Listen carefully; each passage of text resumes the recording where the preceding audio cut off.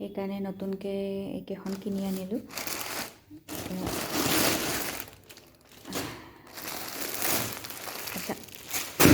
শাড়ীখন কিনি আনিলোঁ।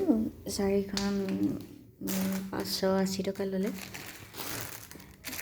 দুখন স্কুৱেৰ চাইজৰ, দুখন অভেল চাইজৰ তেনেকুৱা কিনি আনিলোঁ।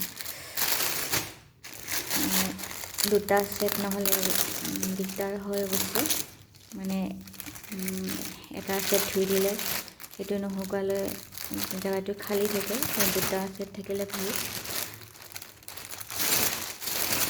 সেইকাৰণে আজি মানে শাড়ীখন কিনি আনিলোঁ।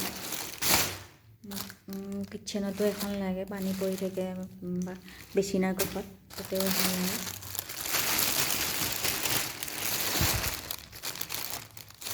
এই শাড়ীখন আনিলোঁ।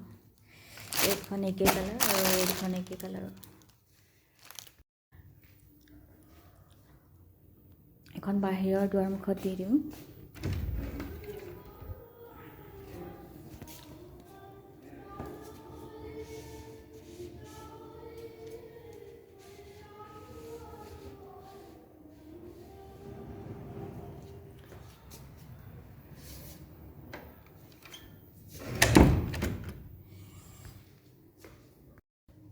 এইটো বাথৰুমত এখন দিলোঁ।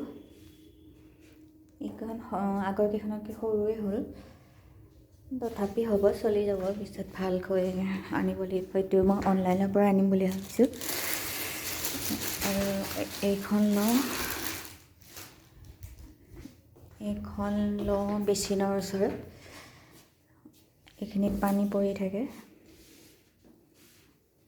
পানী পৰি থাকিলে জেগা এইটো পিছল হৈ থাকে। আৰু এখন দিব লাগিব। এইখন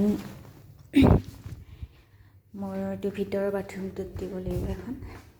এইটো বাথৰুমত এখন দিলোঁ আৰু মোৰ ৰুমৰ বাথৰুমত এখন দিওঁ। এইখন ইয়াতে দিলোঁ। কোনোমতে কাম চলাকৈ হৈ গ'ল আৰু, কিন্তু ইমান ঠিক নহ'ল, অলপ ডাঙৰ লাগিছিলে।